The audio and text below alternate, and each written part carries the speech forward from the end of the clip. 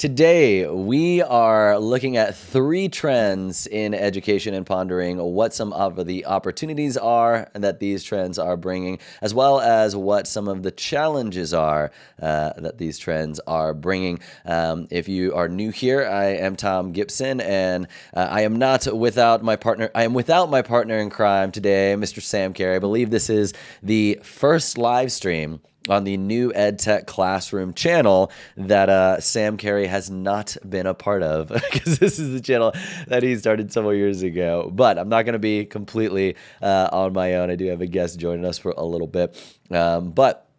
Special thanks to the sponsors of today's show, ViewSonic and Schoollytics, but we'll be looking at some of those in a little bit. The first trend that we are looking at, though, is a trend in education of things moving from being more teacher-centric to student-centric. I remember back in 2011, it was my very first. It was my first semester of subbing. It was before I became a full-time teacher, and I remember I was substituting a high school class, and I was starting to write something up on the board, and the students were all kind of looking at me like just like I was doing something wrong. And one of the students was like, "Oh, you're not supposed to write on that." And it was a smart board. It was an interactive whiteboard, and I just took an expo marker and went across the board. And I was like, "Oh, geez." And one of the students is like, "It's all right. The teacher barely uses it anyways." And that's what made me start to think that these interactive whiteboards and these smart boards and stuff, they've been around for a while, but for the longest time, they have been these glorified projectors, these tools that were predominantly for the teacher, but just in a lot of ways that's a lot of software right now is moving from teacher-centric to student-centric. A lot of hardware out there is actually moving from teacher-centric to student-centric. And joining me today is Mr. Daniel Sharp. Daniel is a trainer with ViewSonic, and he's actually going to be sharing a little bit about the ViewSonic Viewboard and what opportunities it actually creates for a student-centered classroom. So, Daniel, a little round of applause. Thanks for being on the show. On the Thank you. EdTech Classroom live show. Could you kind of tell us what's the trend of where did interactive whiteboards begin, and where are they trending? What direction are they moving? So when I was teaching, interactive whiteboards were awesome, right? Because you could throw your digital content up there and write and annotate on it and do all those kinds of things. And as you mentioned before, it was all teacher focused really. And I realized this is not fun, right? The kids are just sitting and getting. And so we started trying to find ways how do we make it so that students can do things. And interactive whiteboards, like the one that's behind me, right, are basically just big touch panels. And it's really not the tool that gets in the way, it's how we use the tool, right? So at a very basic level, these things get used as projectors, right? And so I'm just going to display my Google Slides and click through them. I'm going to take my mouse and move it around. And so what we're seeing, what we're trying to support and show teachers is that a tool like this doesn't have to be super basic, right? It doesn't have to be teacher driven. So as an example, even if you're doing something simple like a presentation, right? Why aren't kids going through it, right? Why aren't kids driving the pacing and asking the questions, right? I can be the teacher and kind of stand in the back, or if we're doing any kind of virtual field trips, right? I can come up here and take you on a virtual field trip to southwestern Colorado where I grew up, and it's touch and interactive. All I have to do, it's just a little change. It's not a huge learning curve, is I just step away, right? I'm going to go stand in the back and I'm going to let Jonathan or Lily or Caleb or Cassandra or whoever come up to the board, and now they can do it, right? They can touch and interact and say, "Well, but wait, Mr. Sharp, what's this over here?" And they're going to scroll over and say, "Tell us about this." And I can say, "Hey, does anybody know about this?" So it's not so much that the tool itself has changed a ton in terms of what it can do in terms of touch and interactivity.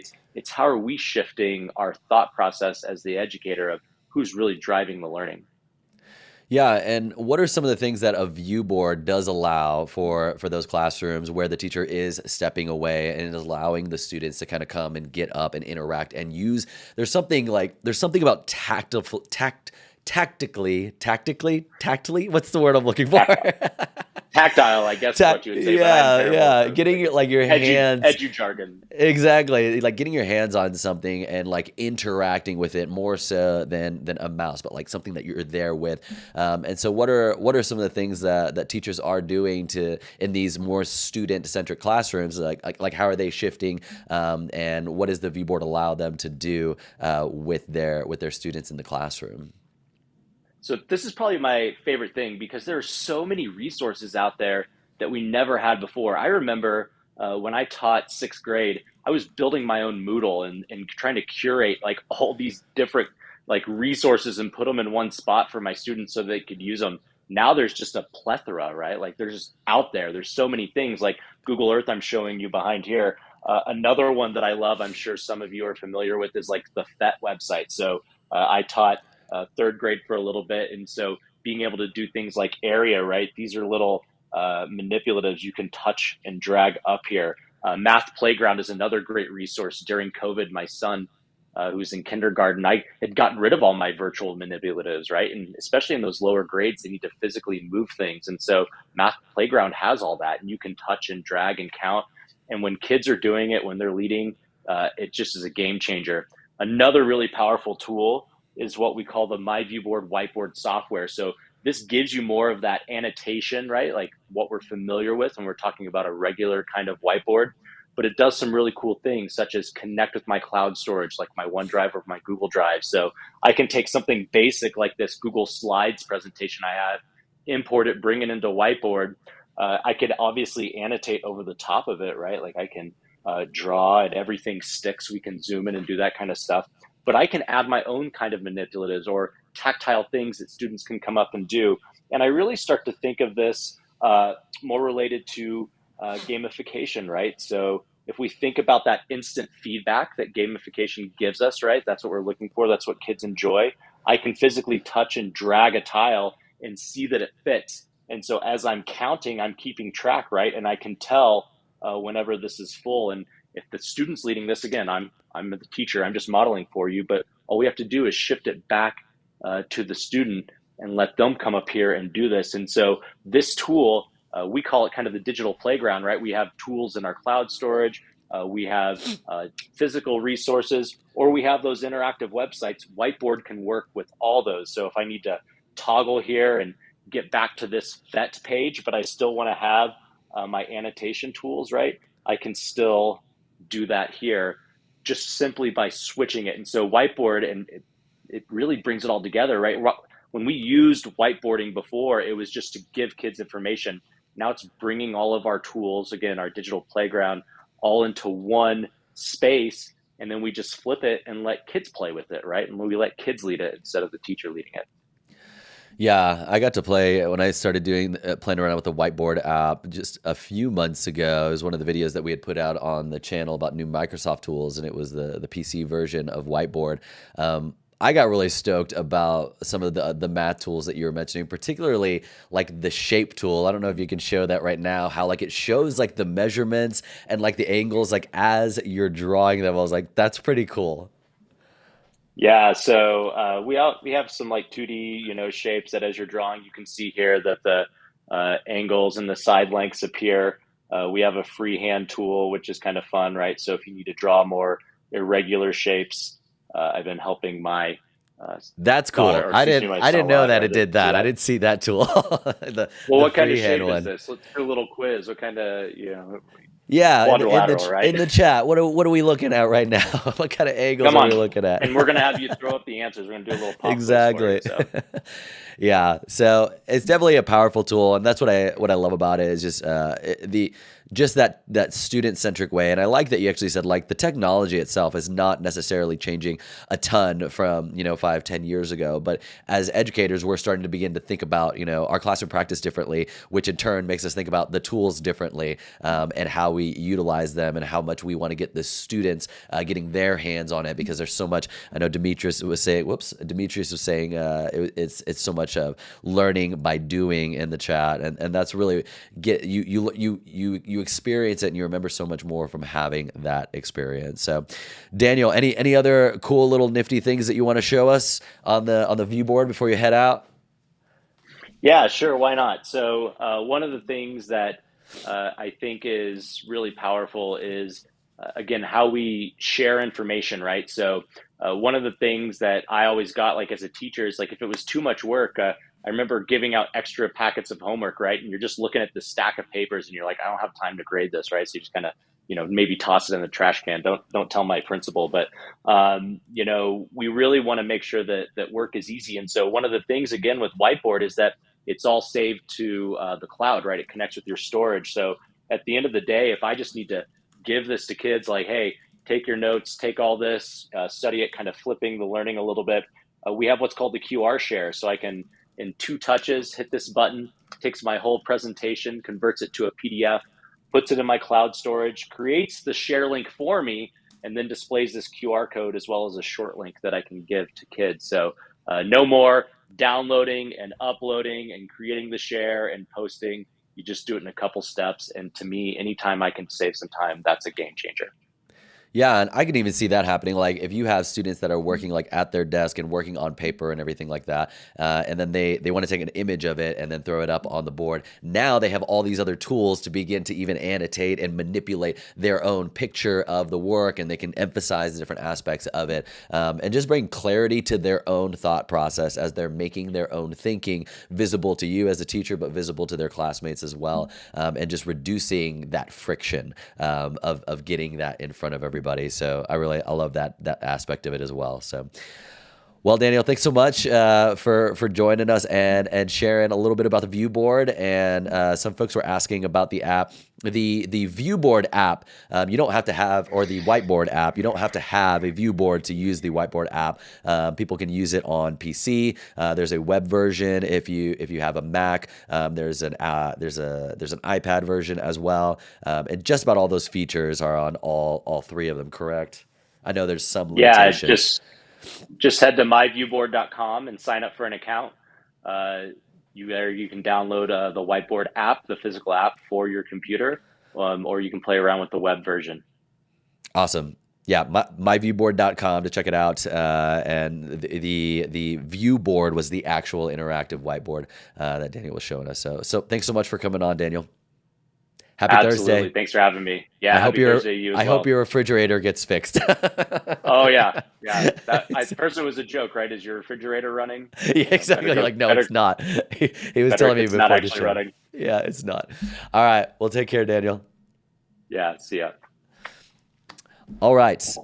Trend number 2. We're going to be looking at a trend of moving from creating a more student-paced, self-paced model. And so what this ends up looking like in this trend, There's 2 things. I saw recently a video by Sal Khan, the creator of Khan Academy. I want to share it with you. He was talking about a new fully virtual school. And let me actually share this right here. All right, so this is on my LinkedIn. Let me zoom in here. And let me see, is the audio going to come through? No, I don't think it's going to come through. 1 second. Let me fix this. I thought it was going to work. I had it all set up, and then it didn't work. All right, let me change this real quick. So Sal Khan, he is starting up his own completely virtual school. Let me see. Delay. All right. Let me know if you hear this. Sal here. Have a very exciting announcement. We are launching a new virtual high school that goes by the tenets and the vision of the One World Schoolhouse. We're calling it the Khan World School. It is in partnership with Arizona State University and ASU Prep. and it is an online high school for everyone. It actually will be free for any student who is a resident in Arizona. And if you live anywhere outside of Arizona, including globally, including internationally outside of the States, we are making it as affordable as possible. So I encourage you to check out conworldschool.org. And if you're interested, sign up. We are taking enrollment for this coming fall. The tenets of the school, you could learn a lot more about it on the website. But it's mastery learning, that you always have the opportunity and the incentive to fill in gaps and move at your own time and pace in a personalized way. It's going to have heavy use of Khan Academy to prove your mastery and to develop that mastery, schoolhouse.world for peer tutoring and to show your competency. But we're also going to have some very strong community building aspects. We're going to have a daily seminar to make sure you feel part of a community, talking about the things that you frankly want to talk about. What's the effect of social media on polarization? We can talk about why does healthcare cost so much in certain geographies and not in others? We can talk about, is there alien life? We're going to have conversations like this synchronously using video conference every day at the Khan World School. And then in things like the humanities, there's core content that you can learn at your own time and pace, and reading that you're going to have choice on what you get to read. And when on the writing side of things, projects that you get to work on, and we're going to leverage things like peer review. So it's all about putting students at the center. It's all about having students invested in each other, having collaboration. We think this is going to be perfect for if you're a student or if you're the parent of a student who's always wanted to do more, who wants to make sure that you're not wasting your potential, that you're both mastering content, but you have time and space for your passions and time and space for collaboration. We think you're going to love the Khan World School at ASU Prep. So please go to conworldschool.org and check it out. All right. So as you watch that, I want you to tell me what excites you about that. We're going to talk about a few things. We're going to talk about what excites you, what worries you, and what do you still need to know. What excites you, what worries you, and what do you still need to know? I'm going to answer that as some of the chat comes through. But what I would say about this is what excites me about this is I really do love, this trend of like more virtual options for students and for teachers. I am excited about the idea of the emphasis of the community that they're building via having Socratic seminars about meaningful topics, about meaningful things that are happening in the world. And like, I feel a lot of times, like in Socratic seminars, a lot of times it can feel like, oh, let me have this Socratic seminar about this very specific piece of content that I'm supposed to teach. But to allow the students to actually process the things that are going on around them in the world in that kind of discussion, that's really exciting for me. So that's one thing that excites me. So in the chat, tell me what excites you about that, or what's worrisome, or what do you still need to know? What is worrisome to me is I always think about when it comes to virtual school, there's a lot that I feel you miss out of when it comes into learning in a collaborative environment. So much of my math class, students were learning collaboratively. They were not just like having discussions and Socratic seminars and things of that nature, but they were actually making sense of the math collaboratively. They were problem solving. They were working together on a problem, and that can be done virtually. But there's something that's very organic about being an in-person community, making sense of the new content together in that in-person environment. And so that's what I find worrisome is like a lot of times that these virtual options can become these silos. And maybe not meet that community aspect, which I know they're trying to hit on with the Socratic seminars. So what excites you? Tell me in the chat. What's worrisome? Tell me in the chat. And what do you still need to know? Basically, what's something that you still wonder about? I would say I wonder, like, how are they going to meet the needs of all their students? I think they said somewhere on here how big the class sizes were, and I think it's only Arizona right now because they have a partnership with the University of Arizona, I think he said. But I wonder how do you meet the needs of all the students in a fully virtual environment, given that maybe not, it may be harder to know and connect with some students if you're not physically there. You can't have that physical presence and always make that connection. And I wonder, like, who is this right for? What students is this right for? I wonder what teachers this is right for. I was actually talking with a teacher today. She actually runs her own virtual school, but unlike the Khan Academy or the Khan World School, their school, they have about 40 students, and it's one teacher per one student, and they have personalized learning, where that one teacher is basically creating a personalized learning plan and curriculum for that student, which is a completely different model than really what I've ever heard of, because it's now, like the challenge of teaching multiple students is hearing from everybody. But in this virtual school where these teachers and these students are all over the place, they're hearing from everyone because everyone is just that one student. And so that's another model. And so, but when it comes to the Khan World School, I do wonder, like, who is it right for? How are they meeting the needs of the different learners that are in there? And so before I say my stance on it, let me take a look at what some of the comments were. Demetrius says project-based learning excites me. I still have a question about the accreditation. Yeah, they said they're connected to school in Arizona, but if they're connected with the university, I was wondering if it's is it a high school? It sounds like it was a high school. Kristen said, students learning at their own pace. Yeah, definitely. That's exciting. Worrisome, teenagers not interacting with each other in person. Questions, how does this work for applying to college and accreditation? Yeah, same question about the accreditation. Will teachers or will schools, depending on where you go to college or want to go to college, will they look at this? How will they see this experience and this college experience? But with so much self-generated learning, I do believe like the students will have opportunities to show their passions and like be like, oh, this is like this.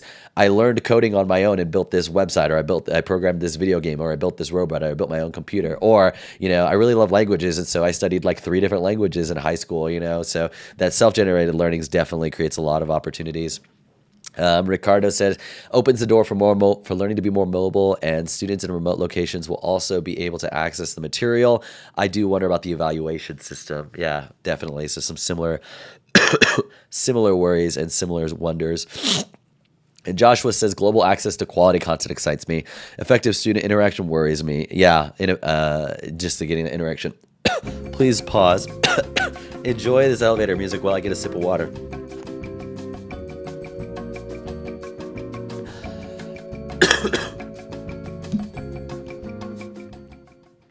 All right, it's almost like I had planned that. I'm a little under the weather, if you couldn't tell, but I'm still glad to be here. So my stance, excuse me, virtual schools aren't going anywhere. I think the pandemic definitely showed the opportunities of and showed that virtual school was an option. It was an option before, but it wasn't done obviously to the scale that it was done. And then I think some people were like, this actually might be a better option for me. Some students were saying that, or were feeling that it might be a better option for some teachers as well. And so I don't think it's going anywhere. I think Sal Khan is the right guy to kind of pilot a program like this. I've been a fan of his since, he wrote the One World Schoolhouse, and this is kind of based on some of the principles in that book. I'm sorry for coughing in all of your ears, by the way. This is probably like mute. But that's my stance, my take on the trend of more virtual school options. So for a moment, before we get to trend number 3, I did want to share a little bit about our other sponsor, Schoollytics. If you are a Google teacher and you're using Google Classroom, you have to download Schoollytics. What Schoollytics does is it basically pulls all of the information from your Google Classroom, and it gives you all sorts of data that Google Classroom does not give you. You can even kind of see like all these different trends, and you have like all these one-click actions that would typically take you a lot longer to either, find all the students that are missing this, or email the students that have this, or whatever it is. It just basically optimizes, like finds a way to optimize it. It's your personal Google Classroom assistant, and it's called Schoollytics. You can sign up for a free account, but they are one of the sponsors of today's show. So if you have not heard of it and you use Google Classroom, look into it, and it's gonna save you time, and you're gonna be wondering, like, where was Schoollytics all of my life? So the third trend that I wanna look at is this trend where teachers are actually rethinking grades in a lot of different ways. And some teachers, you're hearing about this mastery-based learning. But I saw an article recently that it's something I've been thinking about for a while. This teacher was talking about no points off of late work. And if you ever want to rile up some teachers, if you want to get teachers talking, sharing their opinions on something, talk about late work. And so this teacher, she adjusted her policy when it comes to late work. And what she ended up doing something similar to, like, she came to the conclusion of, like, okay, I've got this grade for the student, and this grade is really supposed to be this numerical representation of what the student understands. But they turned the assignment in late. So now they have an 80% instead of a 100%. Do they understand 80% of it, or are they now just being punished because of turning something in late? And so the rebuttal is like, well, students need to learn responsibility. Like, they need to understand that deadlines and missing deadlines has consequences. And how are we going to just do that? And what about the problem of, like, a teacher just, like, letting students turn things in whenever they want, and students, like, getting all their work in at the end of the semester? And it just becomes a big mess. So what she did, and it's similar to what I did, but I like the direction she took it. She separated out the grade between what the student understood and comprehended, and a separate grade for how much the student was turning their work in on time. The way I did this in my classroom was, if a student turned something in late but they got a 100% on it, they got a 100% on it. I didn't mark off points even if it was late. But I did have, I'm going to make myself a little bit taller here in this box.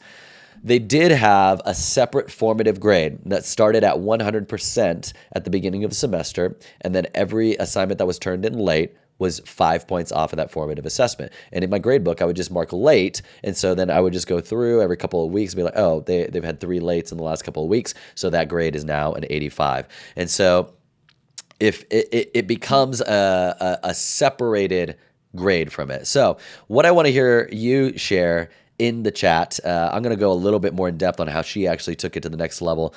In the chat, I want you to share something that you notice about this. I know you're not getting a chance to read it because I don't want to read a whole article to you on a live stream. Something you notice, something that you think, and something that you wonder when it comes to not taking points off for missing work. So one thing that I do see that this is something that all teachers have to think about. They're going to have assignments, and they're going to have students that turn them in late, and you have to think about what you're going to do to that. But something that I do think is that rubrics can be super helpful. She links to rubrics in here, 2 different rubrics in here, to help support students in developing these executive functioning skills, because those skills of, like, planning ahead and not procrastinating, getting stuff done in on time, those are executive functioning skills. So how do you assess a student on executive function besides saying, that was late, you lose points? Like, is there a way that we can maybe take it a step further so it's a learning and growth opportunity? So there's 2 rubrics that she shared. The first one is a pretty simple rubric. Let me go through here. Why is it not letting me? There we go. There we go. So this one is fairly simple, where she has deadlines met, and she has a preparedness grade. And so if we're just looking at the deadlines met grade, she takes they get full 40 points if they got over 90% of the deadlines that were met. So they get full 40 points on that. So even if you miss 1 or 2, it seems like you could still get full points. It's almost a little bit of grace in there, a little bit of flexibility with the students. 32 points if you get at least 80%. 28 points if you get 60 to 75%, and so forth. So a total of 40 points there. And then with preparedness, whether the student showed up prepared or not, also had points that were accordingly set. And so you can kind of see 10 for 90% of the time they were prepared and so forth. I like this because it just becomes like very clear. This one's somewhat similar to what I did, except mine was like 1 late, 5 points off, but there was one that was a little bit more comprehensive that I think might actually be even more helpful. It was on this tweet. So by Matthew K. It says this part of the rubric is also self-graded out of 20 on this form, so they have to own it. So there's self-assessment built into that as well. And so he asks the students these questions of like, are you prepared for class by doing these things? And then they'll actually self-assess of consistently, frequently, sometimes, rarely, not yet. Are you giving the class your attention by doing these things? Are you contributing and sharing? Are you collaborating? Are you promoting healthy vulnerability? And are you making the most of your opportunities? And so I think with this, the self-assessment piece is critical. Because like a lot of students, if you're just doing it was late and these are the points that you missed off, there is some feedback there, but having this like reflection piece where they're actually thinking through like, these are the things I'm striving for. Let me actually think about how much I am doing these things and like really breaking it down. He didn't just say, are you prepared for class? He actually broke it down, arriving with your materials, meeting homework and reading deadlines, and contributing thoughtfully to discussion boards. He had another one on here where it was, let's see, this one where they actually wrote out a reflection based on those things and gave themselves a grade. And so I think both of these reflections really set the students up. One, it provides more flexibility in your classroom, but it also sets the students up, excuse me, to reflect on the work that they're doing in these executive functioning skills and these meeting deadline skills. And then that number is not really, that number is now more true representation. That number on the assignment, the grade on the assignment, is now a more true representation of what the student knows and what their level of comprehension is of that skill. But the thing that I wonder about is, granted, it didn't look like either of these assessments or grades that they were taking points off would significantly alter a student's final grade.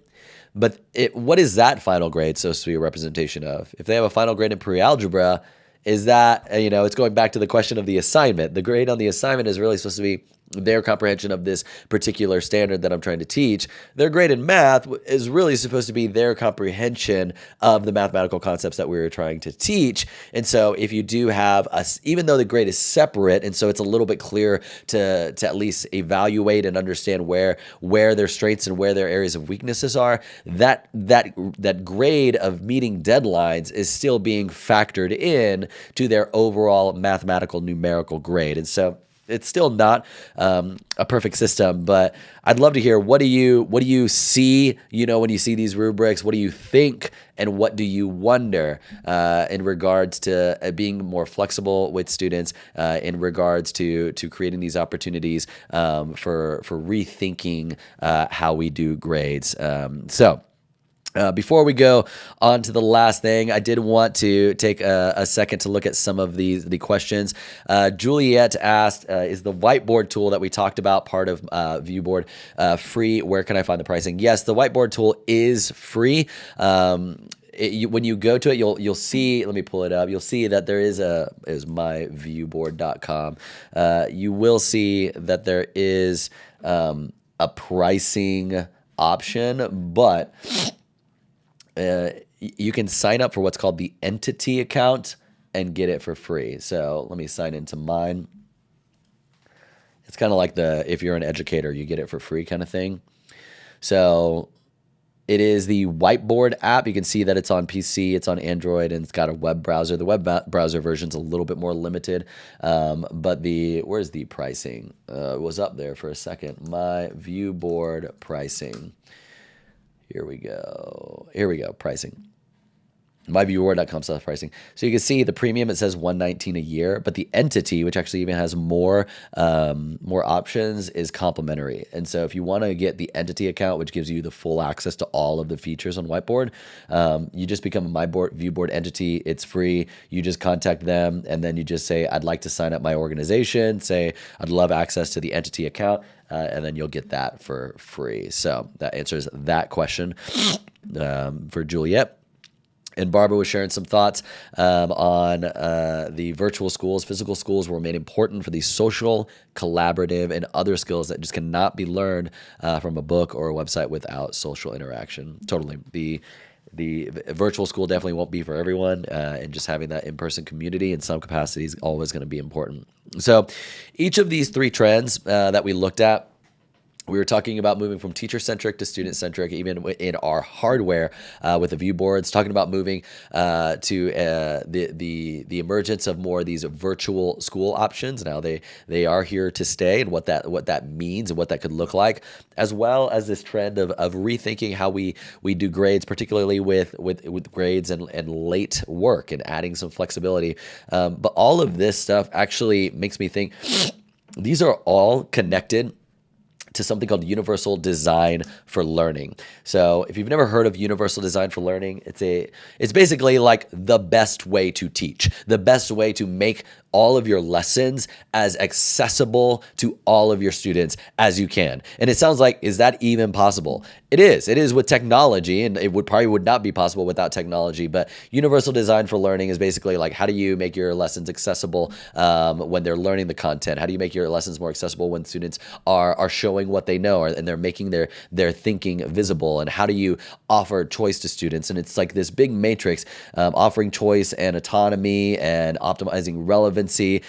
Everything that we have been talking about, from student choice to virtual options, to flexibility with students, all of that can actually be found somewhere here in the universal design for learning model and matrix. And if this is something that you want to learn how to do, if you're like, I'd love to actually implement universal design for learning and make my lessons a lot more accessible to my students, we at New EdTech Classroom are teaching you how to do this. We have a teacher training program, an interactive teacher professional development program called 21st Century Teacher, and it is all about teaching you how to use technology to implement universal design for learning in your classrooms. A couple things that we actually, I believe a few of our students are here on the live stream with us. But some of the things that folks are saying about this, Josie was saying the most interesting, stimulating, and challenging course I've ever taken. Stephanie said this PD is transforming my classroom. I haven't been this excited about teaching in a long time. And Arlen said this is the type of professional development experience that makes one a better teacher almost instantly. No fluff, just resources and a community of like-minded, lifelong learners that are thought-provoking, supportive, and rooted in making student learning both creative and engaging. So if you're wondering like what it actually looks like, we have, let me give you an example lesson of what it looks like. We have these lessons and that you go through, and there are these usually start like a short video. You can see that we've got teachers making a connection to this lesson was all about like, how do you make resources more accessible, and like ditching that textbook. And so like you actually interact with the apps that we teach you. So you don't just watch us use apps like Padlet right here, but you actually get to interact with the app yourself. You see all the teachers posted on the Padlet, their thoughts. There's another short video. We started talking about the different types of resources and how to actually choose resources in your classroom based on what goals you have. And then we had teachers create a copy of that and then share what resources they had for a particular lesson. And you can see, everyone's sharing and people are commenting and thinking through, how to become better teachers. And it's like this big community of teachers and learners and everything like that. So it's super fun. It's super exciting. We're going to be doing 2 cohorts this summer. One's going to be starting in early June, and I believe the second one's going to be starting in early August. So if you would like to sign up, if you'd like to, I think May 1st, we're going to open enrollment for the summer cohorts. If you'd like to sign up, I'm going to put this link in the chat. You can also learn a little bit more about it here. If you go to the newedtechclassroom.com/21st century teacher, scroll down to the bottom. It might actually be on the top too, and join the wait list. Oops, I'm not showing you there. Join the wait list here on the website, and then you will be the first ones to get an email once enrollment is opened up, and you can start seeing some of these trends and some of these new ways of creating an engaging and interactive experience for your students, and finding those opportunities to learn how to do that yourself with you and your students for the upcoming school year. So I do want to say thank you to everyone who joined today. Thank you to Daniel Sharp of ViewSonic for joining and kind of sharing some of the cool stuff. And thank you for everyone who engaged in the chat. But with that being said, my name is Tom Gibson, and I will be seeing you on our next live stream, I believe, near the end of May. I believe that's going to be one where we're going to have a special guest, Jake Miller, on the show. So until then, we will see you next time.